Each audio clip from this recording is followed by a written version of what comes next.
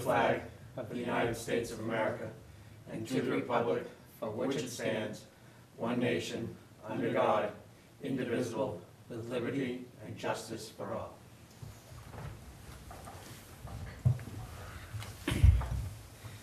Good evening. On tonight's agenda, we have first to announce that voting day is March 13th at 7 a.m. to 7 p.m. at Scenic Regional High School. Please try and attend. Every vote counts. We have Karen Miller here this evening regarding the water testing program. And we have topics for the board to discuss: retention of a mechanical engineer for assessing the heating and cooling system for the town office, and discussion of a electrical lighting report that we've received for the town facilities. And at 7 o'clock will be candidates night. So, Ms. Miller, good evening. Hi, how are you? Good. How you doing? Good, good. I heard from Pierce Rigrod from DES on, I think it was Thursday or Friday, about the informational form for the private wells, private well owners, I should say. And they were suggesting the week of March 26th, sometime that week, based on what their schedule was. And he said that it would be 2 to 3 speakers from DES, Dartmouth, and New Hampshire Department of Health and Human Services that would be covering the topics. And the thing that we had talked about a little bit before that he followed up on was there is no cost to the town for this presentation. The cost would be for anybody choosing to test their well. They will bring kits if people choose to do that, and for whoever would choose to do that, it can go from $15 up depending on what they would like to test for in their own wells. And one of the other things we had talked about, Pierce had suggested the idea of doing a pre-registration for people, just to get an idea of rough numbers. The thing that I was not clear on that from him is whether or not that was something that we would do through DES, or that would be something that I would be responsible for getting responses to.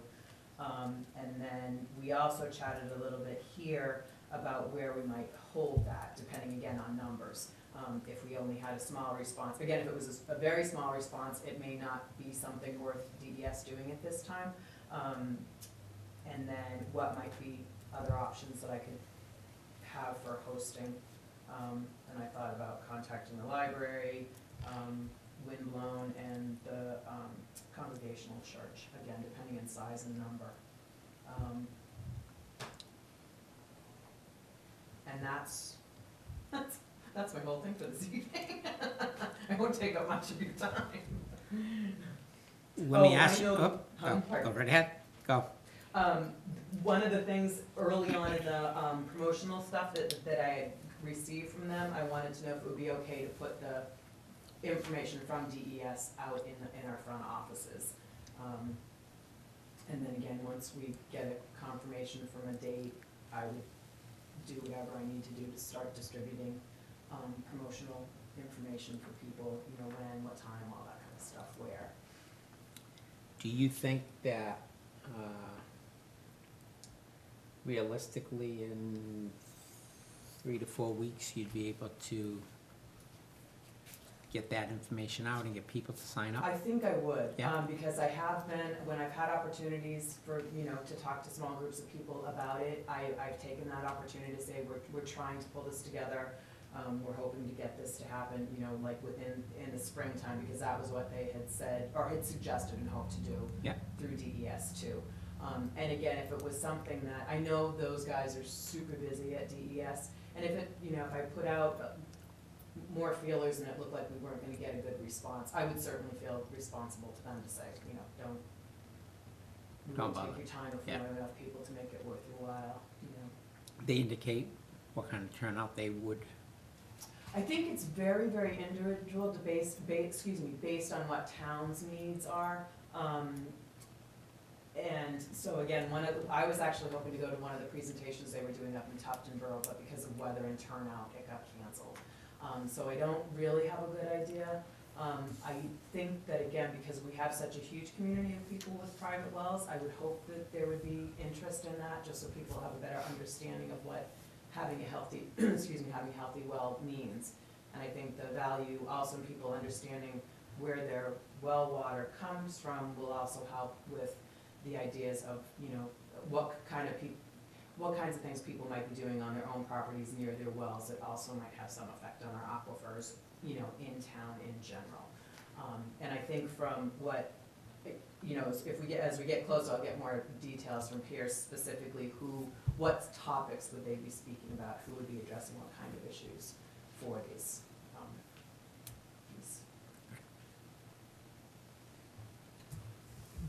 And as far as, say, a venue to hold it, you do at the town office, or if you get that much of a turnout, I'm sure we could work something out with the schools. So how many does this room hold? I know fire code and all that stuff is important. As many chairs are here. Oh, I could have counted them when I was here in the No, dark. but I'm thinking, if you had 3 speakers here and we push those other chairs aside, you could probably get 50 people in here. Not that we have enough chairs, but. And I don't know how long, that was the other thing I wanted to, I replied to Pierce saying that I was gonna, that I wanted to talk to you guys this evening. So I had a couple of questions, but I don't know how long the presentation would be, so I'll find out that. And I didn't know if you had questions that would be important for me to ask him when I contact him. Not that I have. No, I don't have any. Okay. I'm assuming it's really just basic knowledge, information of. It is, I think really it is just to understand what contaminants can be in private wells, I think the Department of Health and Human Services would talk about, like, what those things can mean to a person's health, a community's health. I think it's general, I think it's really meant to be an outreach and an awareness, and then it gives the people sort of some information or baseline information to go ask more questions if they choose. The only, and I'll just speak personally, is that I know the state had sent out to, I don't know if it was to everybody or select people, whatever, but to have your well tested. And, I paid for it and had the advance, and it all comes back, the well's fine. So I don't know that I would attend something that they're going to explain to me what to be looking for, because they just did it. Right, It was a right. short time ago, so. Do you know when it was, out of curiosity? Do you remember? I've got my test results in an email, but less than a year. No, Oh, it's okay. within the last 8 months, because Yeah. Joanne, you were in on that as well. Yeah, 'cause I So think it was like, were you guys in, was that the MBT? Yeah. MTV, okay. Yeah. But that was for So actually that was one what- step that they were doing, and then if you wanted to have your other test done, you pay a fee, and then they send you back the results. And that was, I don't remember how many people were involved specifically in this test. And in fact, that was one of the things early on when Deb Loisel, I'm sorry, I don't remember her last name, when they did a presentation about this, that was one of the things that they had suggested might be a good thing to tie together, because this was gonna be going on in town. That, again, would people be asking questions, would people want to follow up further from understanding more about that specific test? Mm-hmm. So that'll be something, I will ask that question, because I don't know how many people were tested on that one. Okay. Any other things? Any other things that I should ask, or I should be thinking about, or start coming to see you guys every Tuesday now? Every Tuesday, 6 o'clock. As I roll through the bunches. All right, great. Well, that's my spiel for this evening. Okay, awesome. Thanks Thank you, for coming Karen. in. thank you. Thank you for having me. And have a super rest of your meeting.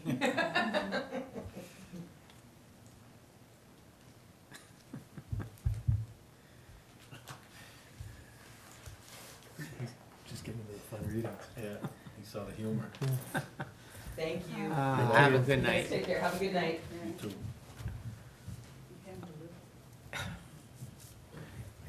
Uh, We spoke last week, I think, on the way out of the meeting about this building here and having a firm look at our options for heating and cooling since the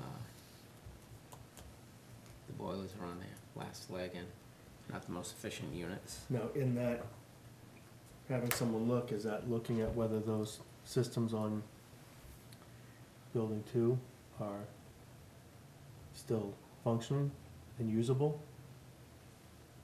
Because wasn't that in? I don't think that those are an option here. Okay. No, those are like package rooftop units where you can put them on a flat roof and run them through. You know, if anything, I would say if we ever did anything down the highway garage, Green Center, Okay. you know, that would probably be more applicable.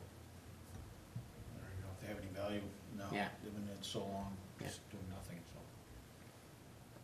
But, yeah, I think that this is something we need to do. certainly.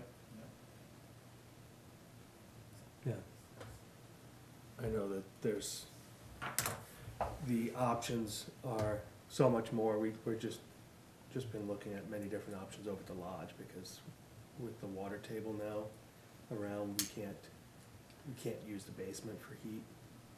So we can't have a boiler or furnace down there.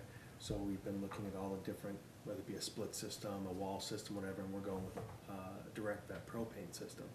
But there's many different options, so I know that there's people that you know, the options are definitely out there to do something at an extremely reasonable cost at this Yeah. point. Yeah. Much more reasonable than it was when probably the boilers were put in.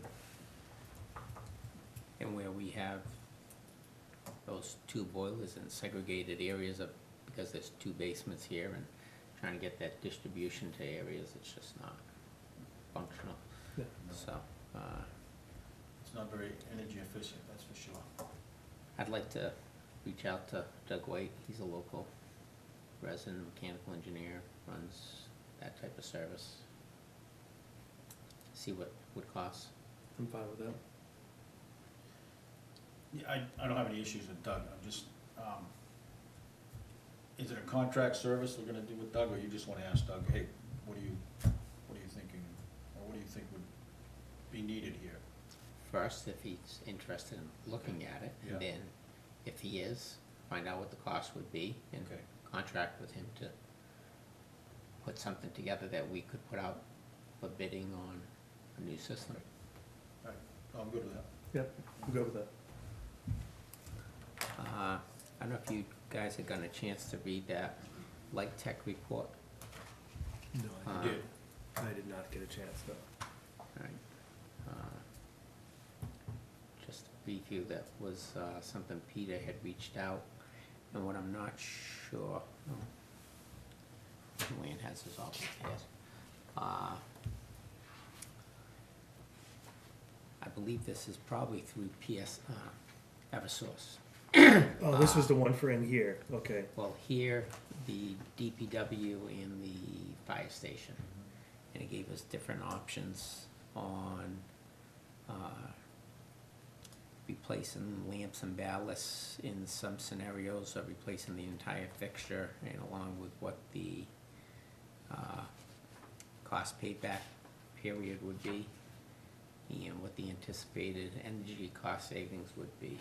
And it looks attractive. I would probably like to get a little more information, like are the rebates that they're alluding to there still available? Do we have to wait another year? What fixtures would they be providing as replacements if we were replacing fixtures? And I think since they did that survey, I don't know if it was before or after these fixtures were relamped.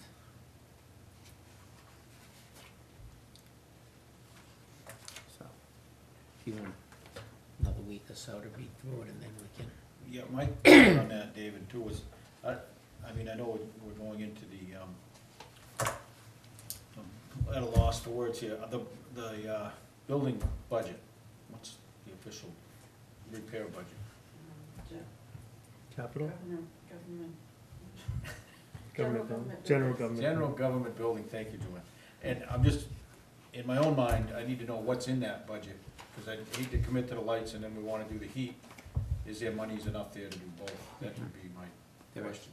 There's money enough there to do Yeah. both? I also wanna make sure I that when don't this have it is, with me now, Yeah. but we've had that.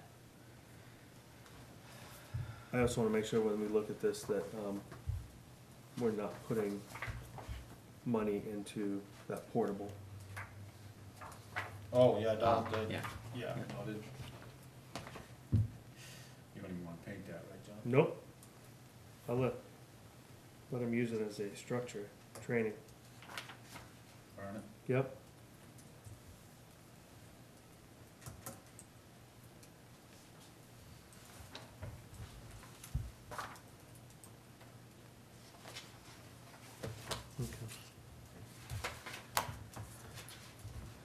I spoke with Ed Rogers the other day, about the cemetery. Yeah. Asked if anyone had reached out to him, he said no, no one had reached out to him. Kinda gave him the idea of what we were looking for. He said he'd be more than interested to do it, and based on the scope of the work, he says, you know, it could be pro bono, it could be minimal based on what the you know, how far it had to go. Yeah. He says basically, you know, number one is, do we really know the dimensions? I said, I think there's an actual stone wall there, so, cause his biggest worry again was doing all the work and then finding out we can't bury anyone there. Well, I'm Yeah. pretty sure we own that whole piece up Yeah. there. Bordered on four sides by stone walls. So Yeah. I think it's Joey, pretty, do you know if we have a definitive. plat of that Yeah. property? I can check. But, no, he said he'd be more than happy to engineer that for us. Do you know how many acres are there? I don't. If we don't have a plat, would it be prudent to have that surveyed? I would say yes. Yeah, if we don't have a plat, I think that's only Yeah. makes sense to have Yeah. it surveyed first. I don't wanna be, No, No. let's not, We're let's not not do going it there. again. no. Not if I can help it. We have a lot of maps down the basement on the cemetery, so I'll look and see what's down And who knows, Michelle may know, maybe they Yeah. have something, so. there. Yeah. No, if we don't have it, I would say, yeah, let's definitely get it surveyed. Sure. And you are writing Michelle in, right, as Oh, cemetery? yes, Michelle's, Tell friends. Michelle, and who was the other one in? Gary Johnson would be a good one, cause he's retired now, Okay, so. that'd be awesome. Yeah, Gary Johnson. Okay, we'll Write him put- in as a cemetery Trustee. trustee, yeah. All right, they're both in. Tell a friend. Did you make an announcement? I can. Write-in candidates for,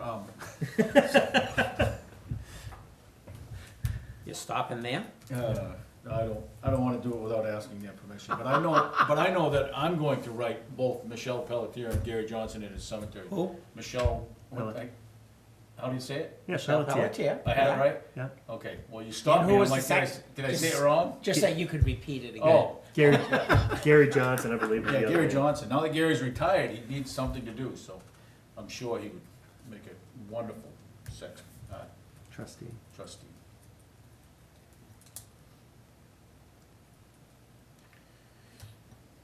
How many spots are there that, people haven't run for? Is there, There's three, I think. there's three trustees, right? There's, There's David and Michelle, I done, yeah. Who's the other one? how can we done at the same time? Bill Sepler? Right. Oh, yeah, so two, I think there's just two, because I think he's all set.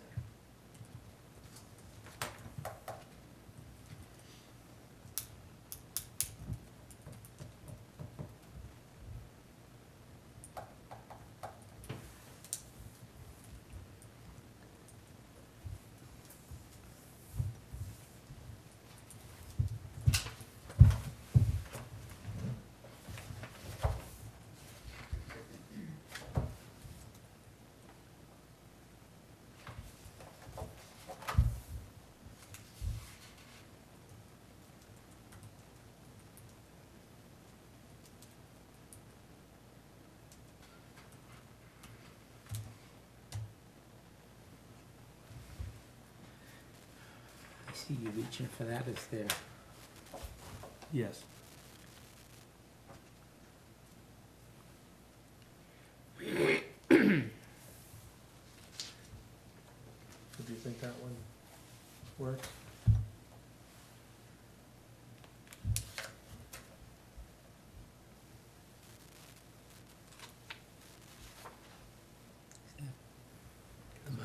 Newest? Nowhere else you'd go. Right. Okay. I would, Right. I would like to go into non-public. 91A3, letter E. Consideration or negotiation of pending claims or litigation which has been threatened in writing or filed against a public body or any subdivision thereof. Is there a second? I'll second that. All in favor? Aye. Aye.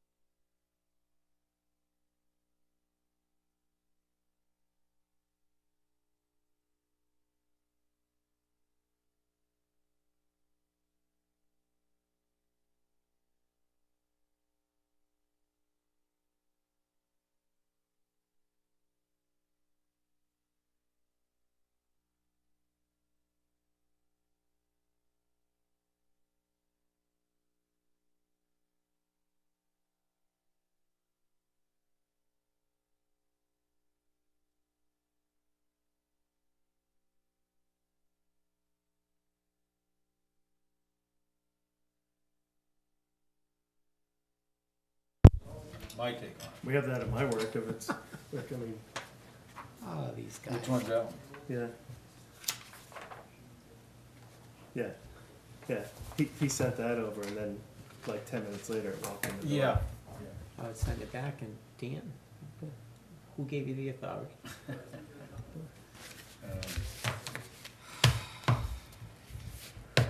So who's first up? Do we all have an agenda for?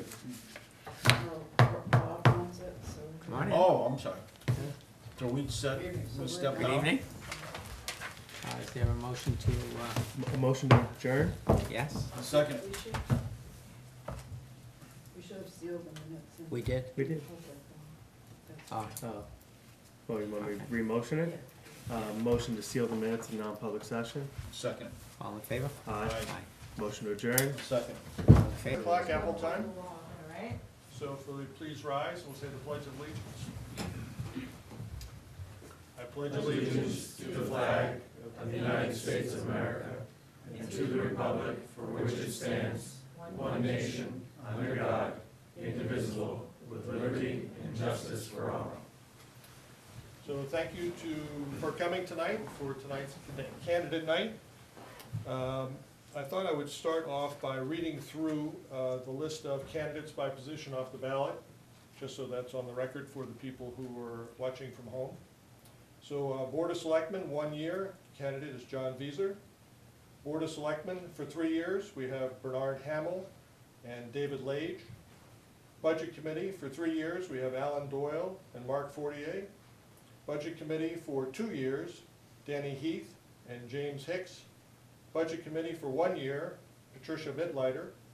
Board of Assessors, James Coffey. Planning Board, Deidre Daly. Tax Collector, Town Clerk, Jessica Olson. Moderator, Robert Romero. And on the school district ballot, running for the New Ipswich School Board position, that's a position for 3 years, Jeff Salmonson and Julie Lampinen. So tonight we'll start off with Board of Selectmen position for 3 years. We'll have Bert Hamel, go first. All right.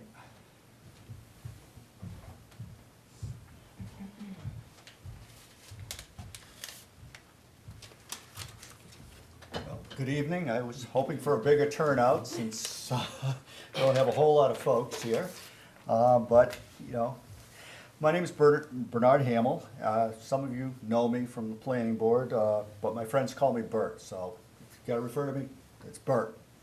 The job of selectman done right is time-consuming, demanding, and really receives little appreciation for all the hard work that goes into it. But I've always been willing to work to solve the problems, and that's what I do. I step up and find ways to make things better. I've served in the military. I did 9 years in the United States Air Force. I have a bachelor's degree in civil engineering and a master's degree in business administration. I'm both a professional engineer and a registered land surveyor. I've worked in over 70 different towns for the last 30 years, dealing with selectmen's board, planning, zoning, assessors offices, highway departments, fire and police, pretty much done projects all over the place. I also served here in town for 2 terms on the planning board and my last 2 years as chairman of the planning board. But tonight's about moving beyond the past and providing a vision for the future of New Ipswich. Tonight is about saying no to what is, I believe, the good old boy network here in town. I would like to help New Ipswich reach its full potential, and I would like to help shape that vision. The phrase "drain the swamp" has been quoted many times. It is especially applicable to New Ipswich. The problem is that draining the swamp is useless if you don't have a plan for its renovation. I think I can bring some renovation to that swamp. Every year there are unfilled jobs here in New Ipswich, both volunteer and on the ballot. Sometimes less qualified individuals are appointed by their friends. Is that really how we want to do things? Or do we want to look at qualifications? There are small power groups here in town that appoint family, friends, and sometimes themselves to positions, or who promise positions once the incumbents or department heads leave.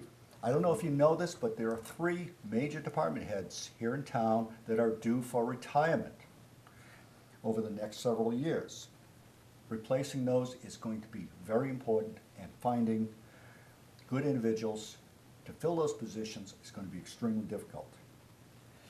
I would like to find dedicated and qualified people who will understand the needs of this town, and we may have to go outside the town to do so. The difficulties that face the town belong to all of us. In the past, they concerned only material things.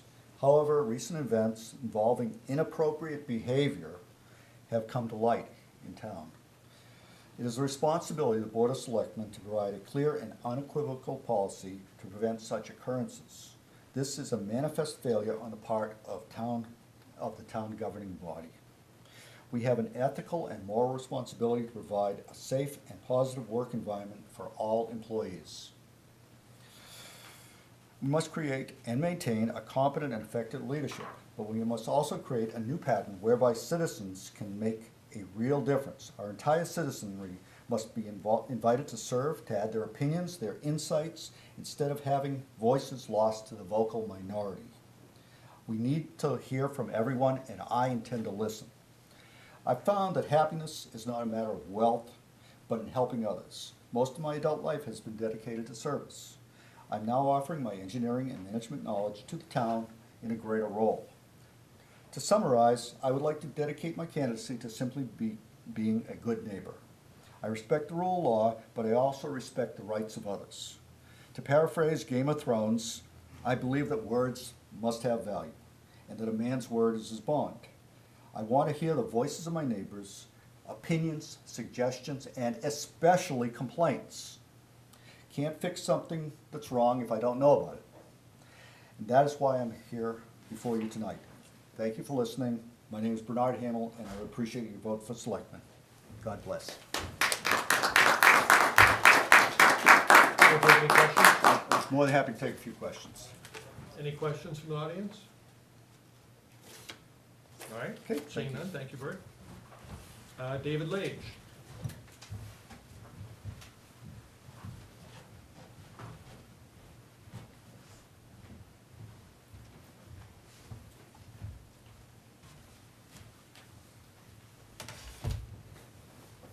Good evening.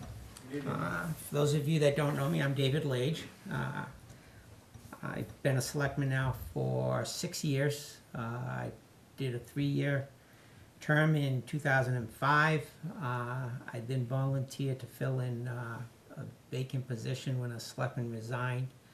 I filled in the balance of his position, ran again, and that term has expired, so I'm running again.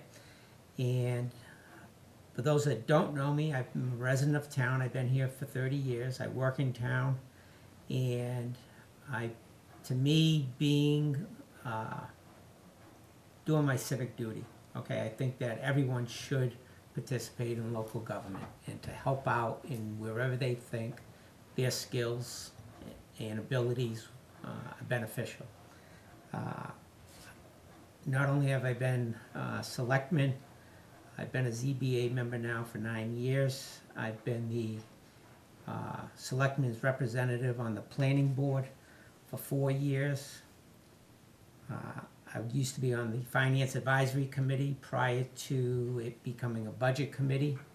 And through all of this experiences here in town and following through with the programs and the education that's out there, you become very knowledgeable and you understand that there are rules, which are the RSAs for the state of New Hampshire, that we need to abide by.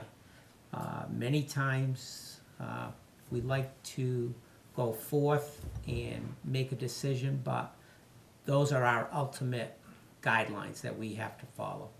And to me, it's an important thing in not only being able to explain to the residents why a decision was made so that they can understand. And one of the main things that we always hear about are roads, okay? And well, why isn't this a town road? Why can't this road be maintained better, etc.? And a lot of times, once you can educate people on them, the RSAs and the reasons why we do things the way we do, it becomes a knowledge base for everyone. My goal as a selectman has always been to improve the town and always being cognizant of the costs. And I think I have brought to this board and to the town fiscal responsibility of our budgets in making sure that we're getting the best bang for our buck. And by knowing what all of the departments are doing as part of their role, ultimately falls back to the Board of Selectmen. And I believe the current board works well together. We don't always agree, which is perfect, because if we did, that wouldn't be a good situation to be in. We like to play ideas off each other and come up with ways to help improve the town. As a matter of fact, that's one of the items on our agenda, is looking for the next year now, setting those goals. Just to give you a few examples of things that have happened that I've always looked at as being a positive attribute is I personally look at it to say, how can we better the town? Well, there's a lot of things that happen up at the state legislature. There are laws being passed that can benefit or they may not benefit the town. I take that extra initiative to contact our local representatives and explain to them whether there's a bill out there that may or may not help us. And, you know, those are where the seeds get planted, so that they can understand, so that when they're voting, at least we can say we've told them our half of the story. Improving communications with residents. One of the things that the town has done is updated the website, and we're constantly trying to improve on that by making it more user-friendly. I think there's going to be another upload shortly where the firm that we get that service through will make it more user-friendly with the mobile apps. One of the things here in town for years is that many residents may have been in a situation with being able to pay their taxes. The board has been vigilant in meeting with them and putting them on a payment plan or something so that they can feel that we're trying to work with them and at least we're getting that tax revenue back. I worked with the gas pipeline committee on the pipeline that tried to come through with Kinder Morgan. And healthcare costs, I'm sure everybody has heard, has always been going up. Joanne, our town administrator, has gone out and put that out to bid a few years ago, and we've actually reduced our costs on our healthcare. So I think from the perspective of a selectman, we are leading the town in the right direction, and it's for everyone's benefit. And I think to keep that moving forward, I'd like to ask for your vote. Any questions? Yes. Ellen Benjamin, 148 Mason Road. Mr. Wage, how do you respond to the statements made that you as a member of the select board and the select board as a whole have made decisions to promote the agendas of friends and associates on a regular basis, rather than necessarily the town as a whole? I speak only as a statement, I don't say that that has in fact happened. Okay. I can't tell you of any appointment that has ever been made that I can tell you I've known the person that has been hired. I know I'm always trying to recruit volunteers for different boards. Those are unpaid positions to sit on a planning board or a zoning board or a rec committee, whatever it may be. I don't know if there's something more specific you have in mind, but I wasn't speaking so much about appointments, but rather decisions made in a broader sense about various activities happening in town, or decisions made about what the select board will fund or not fund. It just leaves me a little uneasy that I heard, albeit unsubstantiated to my mind, that the select board makes decisions that place favorites. I'd really work well with an example if you can give me something. I'm trying to think of something that we would have made a decision on that plays a favorite. Everything we do as far as for outside services is typically a bid situation.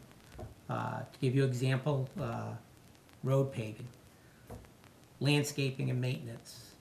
Trying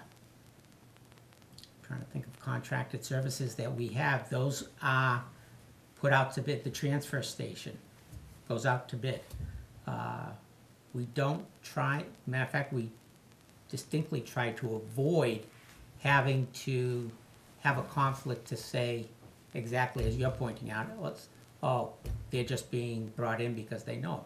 Now, there are times where I can tell you if there's a local person that we know and it's a short dollar, $100, no, we wouldn't go out to bid. We'll say, hey, can you provide us a service here? And I can think in my mind right now, asking a local person for that, and it was a no cost. You know, when I said, no, give us a bill. No, don't worry about it. So, Thank you. I hope that answers it, but if it's something specific, I'll always try and answer that question. Any other questions? All right, thank you, David. Thank you.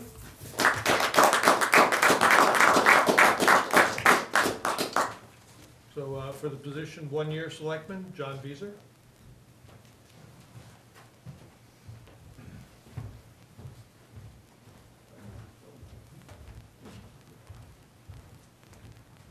Good evening, everyone. Good evening. For those of you that don't know me, my name is John Vieser. I moved here in '99. Have my wife grew up here in town, and So we moved up here because we thought it'd be a great place to raise our children, and it was an absolutely wonderful place for my children to grow up. Much like Mr. Lage said, my biggest thing, no matter where I've lived, nowhere as I moved around the country a little bit before moving here, number one is first day in town that you can, I registered to vote. I've never missed an election. I've never thought any election was too small. It didn't matter. Every election, local election, state election, federal, I vote. It's important. Everyone needs to vote. I'm one of those people, first time someone goes to complain, I ask, well, who'd you vote for? And if they tell me nobody, I'm like, well, there's your answer. And then my second thing is when people really start to complain, I'm like, awesome. What name are you, what spot are we putting you on the ballot? Because people should get involved. If you're not getting involved in the actual politics of the town, get involved in some other part of the town.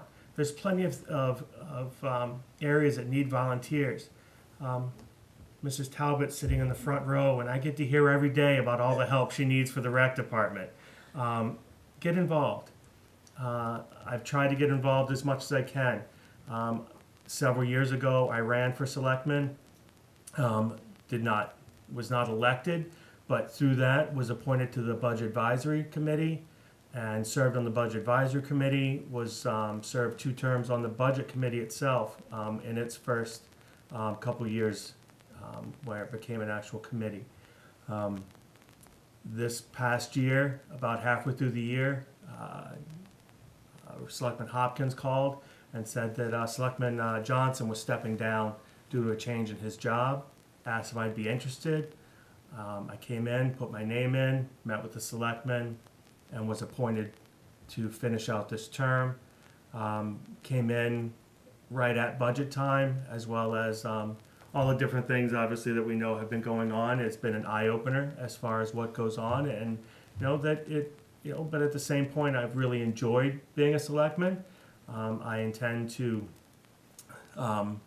run for this term, and my thoughts are to then, at that point, having had opportunity to really get my feet in and get some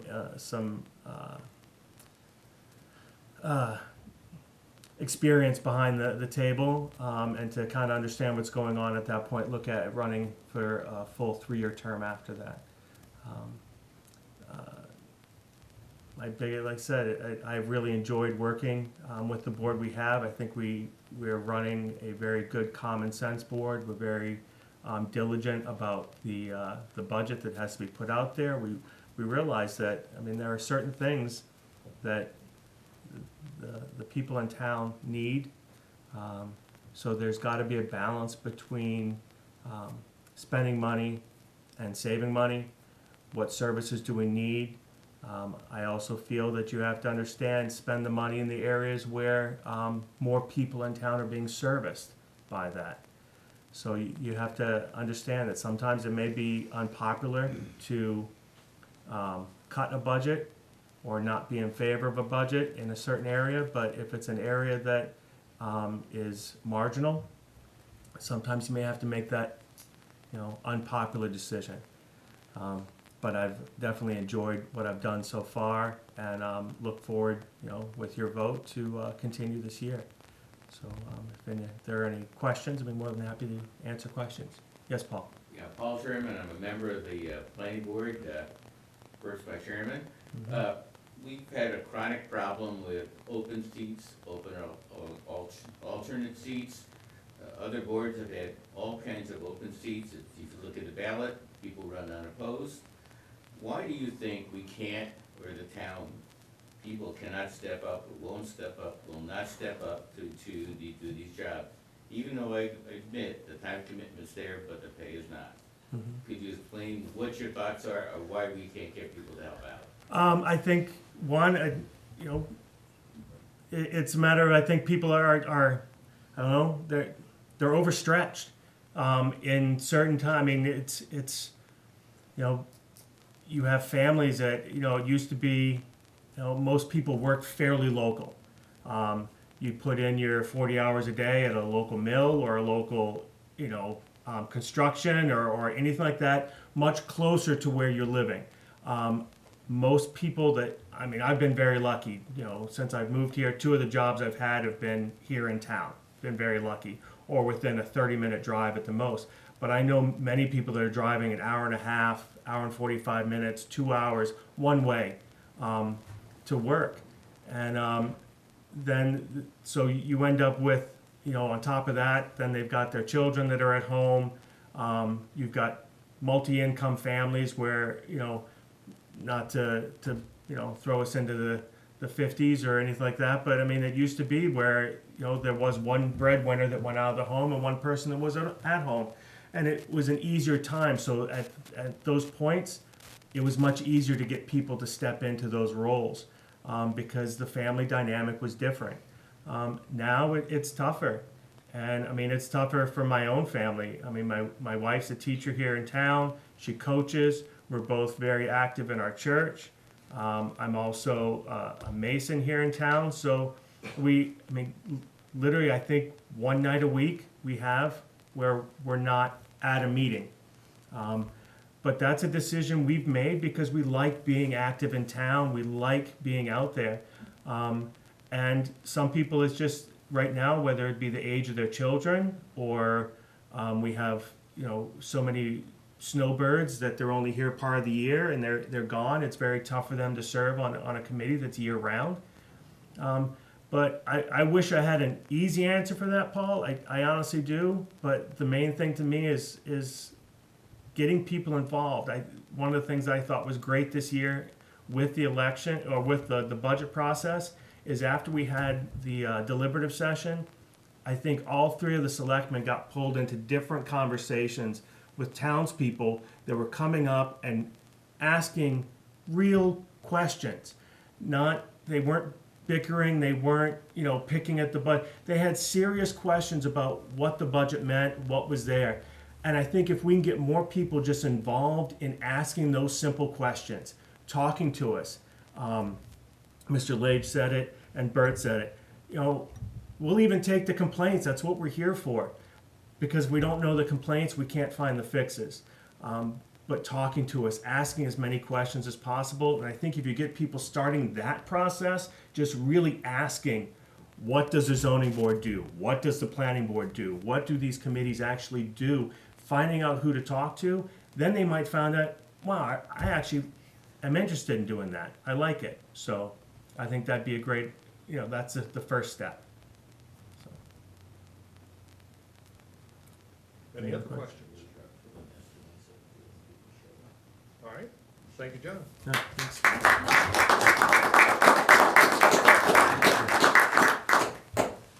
For the Budget Committee, a 3-year term, Mark Fortier.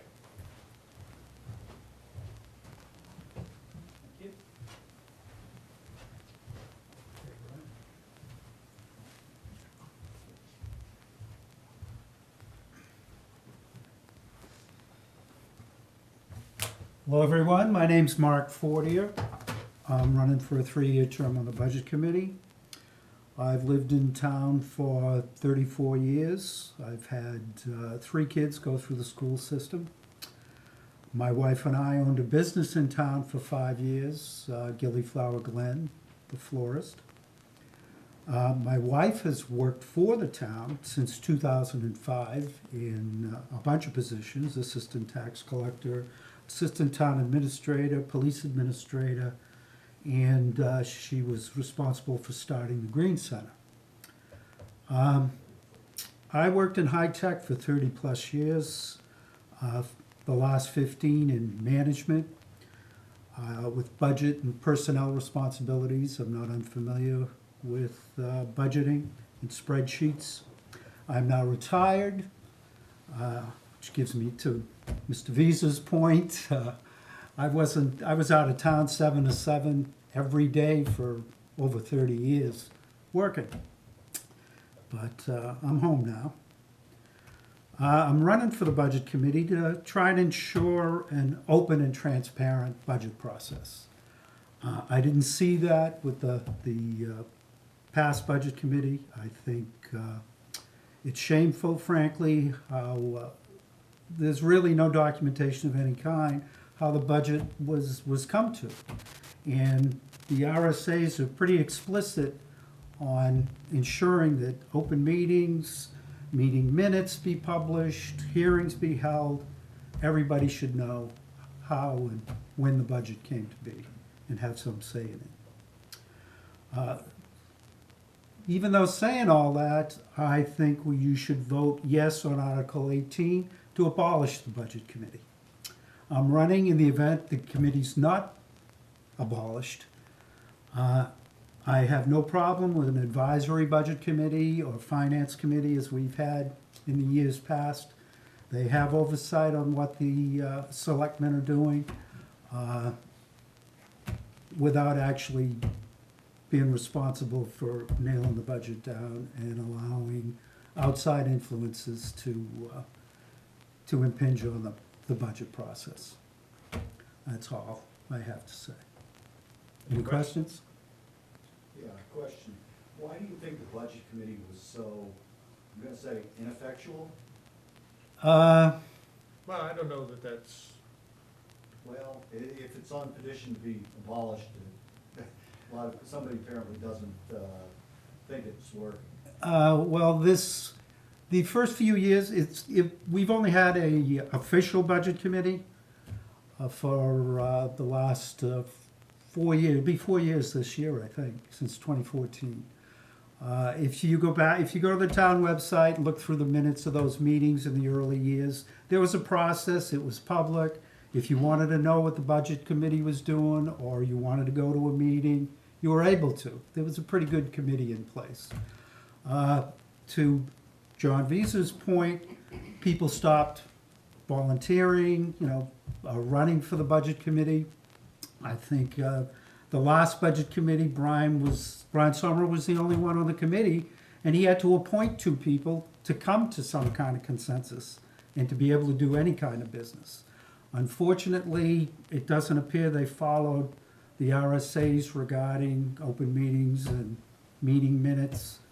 And quite frankly, if it wasn't for the internet and Facebook, live in New Ipswich, people wouldn't have known what the budget consisted of prior to the actual open meeting that's required by law that be held. And that's what really opened the can of worms when the word got out that, the budget was what it was. But people had no idea that that's what it was coming to. Brian? I'd like to speak a little bit here. For one thing, one of the meetings we came to, there was a very elaborate minutes were made, and one of the board members that was on it, he went into a tizzy. And so then after that, he gave, One of the budget committee members? that was on the budget committee, Okay. what selectmen shared. And as far as people not serving on, I've gotten discouraged. I have found that selectmen can make gross mistakes and they're forgiven. If a budget committee make a mistake, they'll blast them. So I don't think it's very fair the way they're treated. There was a police chief that was in town. That was in your letter 2 weeks ago in the paper. Yeah, and they pay about $170,000 for him to do nothing. I would never allow something like that. But people like what the selectmen do. They don't like what a conservative budget committee does. And that's the reason why they don't want it. I believe It's there not was a because so much contract. because of the Right. minutes and Do we, all those do we kinds want of to go things. down this road for a candidate's night? well, that's why I Just didn't, stating, I just state some facts. yeah. People like Mhm. a spending selectman, albeit they've done quite a bit of good. I agree with a lot of what they've done, but generally speaking, if they spend quite a bit, that's fine. If a budget committee tries to keep spending down, they're not good. Did you read my letter to the editor in the Ledger today? I just got the paper. I have a letter to the editor in response to your letter from the week before, where you brought that subject up, for example. You might want to take a look at it.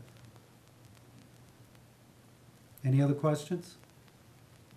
So frankly, I don't think we should have a budget committee. I think we should allow the governing body to do the budgeting as it has for years and years, ideally with an advisory or finance committee to have some oversight on.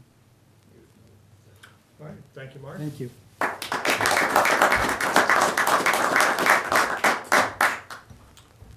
For the Budget Committee, a 2-year position, Jim Hicks.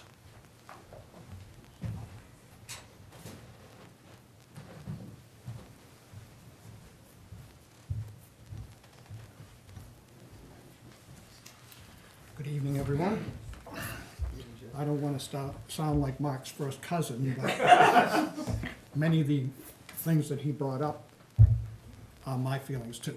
You know, first and foremost, I don't think we should have a committee. I've watched the process for a number of years. They fight with the selectmen. It's like, I want to see a responsible budget put forth. I don't want to see one department targeted, which was pretty obvious in this process. We almost lost the police department over it. If those budget cuts had gone through, we wouldn't have a police department. The training would have been cut out, and the certification for those officers would have been dropped. So they would have had to move on. A little bit about me. I moved here in 1990. I served on the Open Space Committee during one of the master plan rewrites in the 90s. I've served in emergency management since 1999. I've served as the director of the agency for 13 years now. So I'm familiar with a lot of the town budgeting processes, just because I was on the other side of the table, so to speak. I was presenting budgets.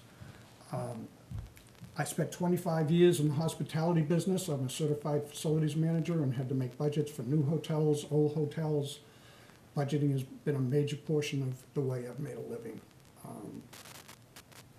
I spent time in the field when energy costs started to skyrocket, and we had to cut and find ways of being efficient and spending our money for energy. I ran for this position because I was frankly appalled at the performance of last year's committee. It was done in secrecy, meetings were held illegally, and I just think that if you're gonna serve the community, you have to be open to the community, and that committee was not. So I basically thought, and I was the one that put in the warrant article. I gathered the signatures and I put in the warrant article to eliminate the committee. I think that, you know, I would hope everybody would vote yes for Article 18. And put the power back to the selectmen. We elect a select board. We ought to be dependent upon them to provide us with a good budget. They all live in town, they pay taxes. I mean, it's common sense. It's not like they're not gonna benefit by having a good budget. And so my philosophy was, if I can't eliminate it, I guess I need to join it. You can't beat them to them. Right, exactly. So that's basically why I'm here tonight. I'm also finishing up my tenure as emergency management director in another month or so when I finish the FEMA project that we're working on right now. And so I will have time to put into to this process too. And I too believe if you live in the community and you want the community to be a good community, you have to participate. It bothers me every time I see the results of the voting. I was just brought up in a time where you went and voted, no matter what, you went and voted. And that doesn't seem to be the majority of this town, and many communities. It's not just this town, many communities. Any questions for Jim? I have a question. I think the budget committee was a bit of genius which just never came to fruition. But don't you think that everything in town seems to circle back to the selectmen? Everything seems to go through them. Isn't that an excessive concentration of power? And isn't democracy supposed to have a series of checks and balances? Do we go to the polls and vote? That's the first check and balance. The budget is decided upon by us at the polls to begin with, number one. But the line items are extremely important. Right. I don't think it's putting too much power in the hands of the selectmen, in my personal opinion. I think that, first of all, we get a budget committee that comes in here in the fall. I'm not sure what month they start their process. And they try and do something in 2 or 3 months. The selectmen meet with department heads week in, week out, month in, month out. They know what their problems are. They know where they've been, you know, the chores that the goals that they've had to meet. So they've got a better understanding of what the departments need just by the nature of their job and their participation in it. So I think that's another reason that it belongs in the selectmen's. I mean, I know Mr. Leach is always out there checking, he works very closely with the highway department. And he's always out there, you know, back and forth with the DPW director, and between them, they get the jobs done out here. And it's not always easy to do. But somebody comes in and spends a couple months looking at numbers, they don't know what it's like to be out there. They haven't got that experience, they haven't got that exposure. Worse, they come in with an agenda, it's hard to stop them. Any other questions?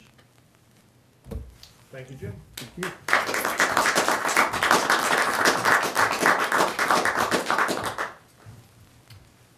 For the planning board, a 3-year term, Deidre Daly.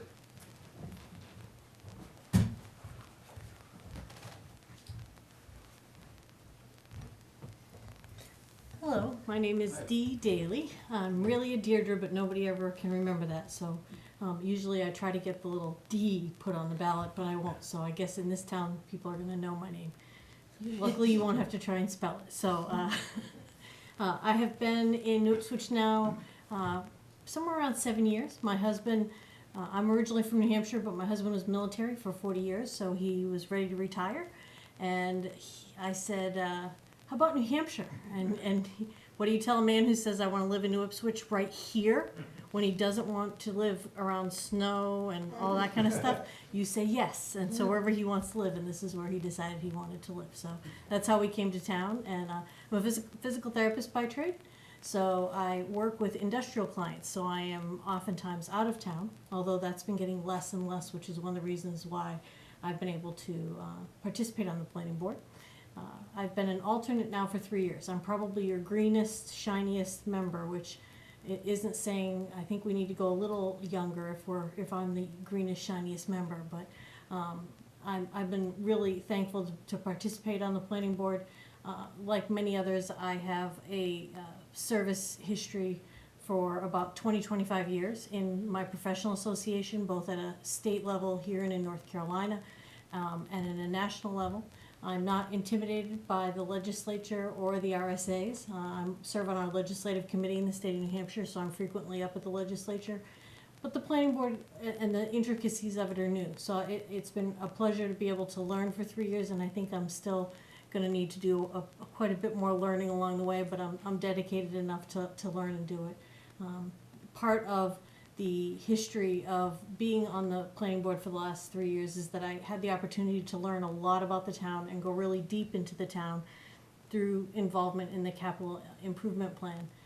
I have to say I am committed enough to the town to be around for the next couple so that I do a much better job on those documents.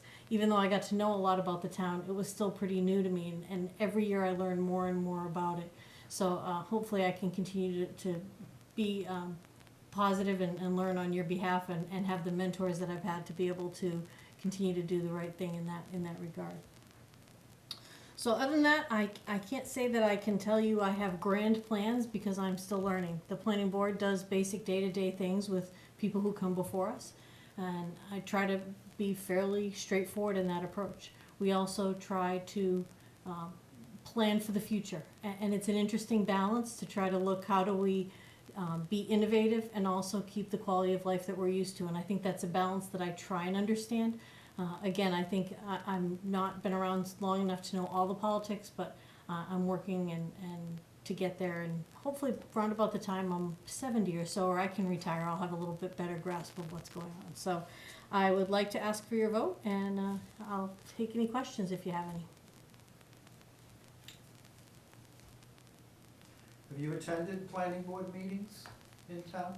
Yeah, for about 3 years I've been an alternate, so I probably make 3/4 to 80% of them. It just depends on the schedule, and I usually let everybody know when I'm not going to be there. If I know I'm going to be either out of the country, out of the state, out of town, then I let people know. Every once in a while I have a conflict with the legislative committee in Concord, but again, I try to be fairly dependable. So you're quite familiar with the process then? I am. I think where I'm learning consistently is understanding some of the intricacies of the planning board. It's a relatively new field for me, and so learning engineering and drainage and all that kind of fun stuff is a learning process. So, yes. What do you see as the biggest challenge for the planning board? You know, it's interesting. I think that we have an ongoing set of needs that are evolving as we grow. So a great example that came up in the capital improvement plan that didn't surprise me this past week, we somehow lost our subscription to the Ledger transcript, and when it came back, it was like we were running out of burial spaces. Well, that came up during the capital improvement plan, and yet where the sexton and the other folks in that group knew that we were getting shy, but we thought that there would be legislation last year to try and fix some of the challenges of the land swap and all that kind of stuff, and it just came to a critical impasse. And yet, when we talk about it, it's like the columbarium, that information has been sitting there, so that when this crisis came, the group knew enough to know the cost of the columbariums, where they could go, the type of construction they would be. I don't know that that was specifically in the paper, but it's that information is laid out there so that when we're ready for it, hopefully at least the basics are there, and we're not unprepared as a town. I don't think that this town is fairly conservative fiscally, and I think that that's an important thing to be. We are a graying society, so how do we balance our needs and our wants? And so I think we have to find a way to do that, and we do the best that we can. And yet I think as a town, how do we set our priorities? We're gonna have to find a way to do that in the next 10 years about where are we strategically going to put our pinch points? Because we're gonna have either columbariums or roads or things, and I think we're gonna have to pick and choose and find a way to do that, which is tough. And I don't think there's any perfect answer to do that. Any other questions? Well, thank you, Dee.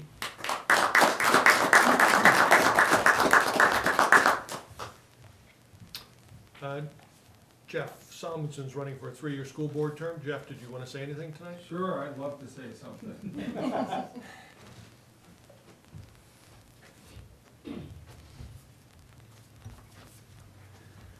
So, good evening, everybody.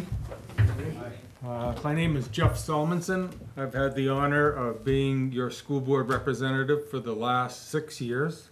3 of the years as chairman of the school board. 6 years ago when I first ran, I had 3 goals. The first goal was wisely spend our tax dollars to control property tax increases, support policy, promote student learning and education, and performance accountability for Messinic administrators and staff, and I believe I've accomplished all of those. In the past 6 years, despite about $700,000 or $800,000 of decreased state funding, which have been made up with cuts. Those are cuts that you don't see in your bill, but that we haven't been passing on to the taxpayers. And and that's despite teacher-approved, voter-approved teachers' raises, which are in this year's budget, as well as the increase in health care, for our staff, which went up 5%.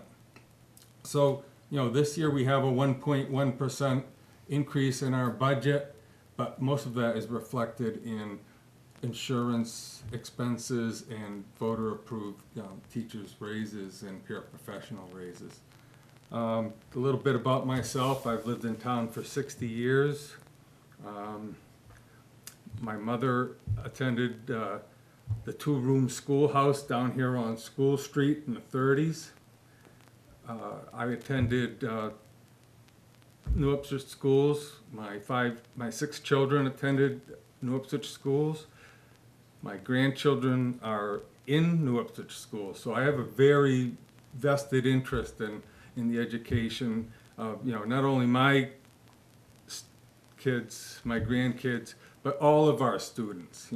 For those that are bound for the workforce, vocational, college, military, we try to provide an education, a balanced education for whatever the student is aspiring to.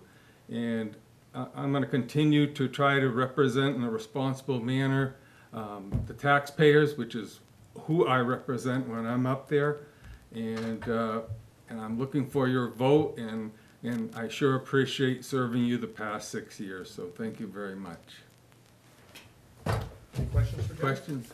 Do school personnel pay a portion of their health coverage like? Yes, they do. employees do? Yeah, I believe it's all by collective bargaining agreements with the unions, the teachers' unions, the Messinic Education Association.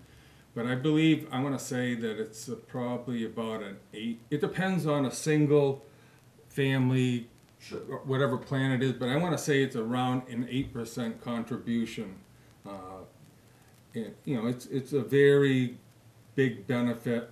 It's, you know, for the employees. I mean, it's a very good insurance plan, but it's part of the CBA, which, you know, requires negotiations and agreement by the unions and the school board negotiators. Are you familiar with projections for future enrollments? Yes, Are they expected to? well, for the past 4 years, our enrollments have decreased by about 20 students per year. And looking forward, that's probably what we can expect. We're gonna have decreasing enrollments just like throughout New Hampshire is experiencing. So it'll get cheaper every year for us?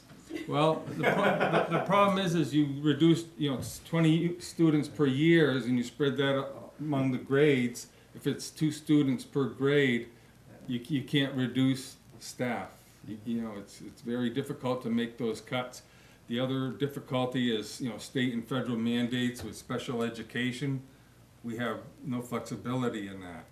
And so, you know, and then the other thing is, you know, the programs. Do we continue to maintain programs so those that are college bound can take the advanced math, the advanced sciences, languages, or do we just cut right down to the state minimums, which is, you know, 20 credits and just provide that, and you're out the door after 3 years of education.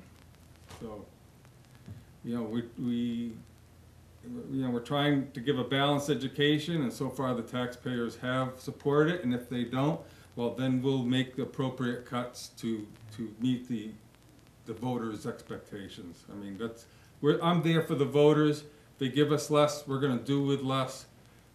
If they support the budget, then, you know, we're gonna continue with the programs as far as we can. Any additional questions? All right, thank you, Jeff. Thank you.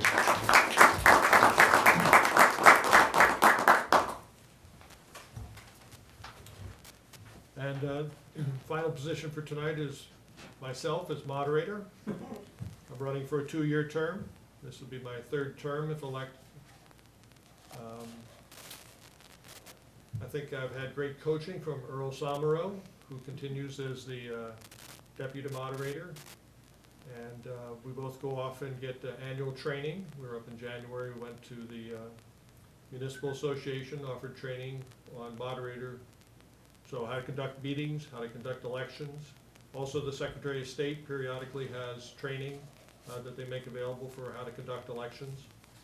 So we'll have both town election in March, and then we'll have a state primary for our Congress people, and I don't know if we have a senator up this year. I think it's just Congress be up for vote this year, so that'll be in September. And then we'll have a vote for the congressman in November.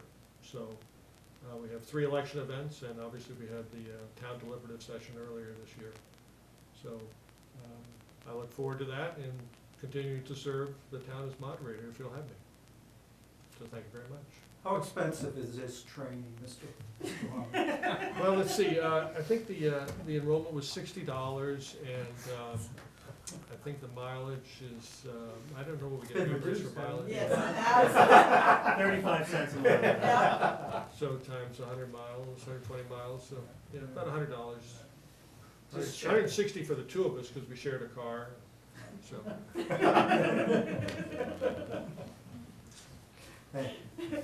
So thank you.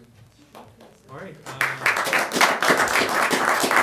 So, thanks to to all the candidates who came out tonight, and thank you for coming out this evening and asking questions. Okay, And we vote on March 13th.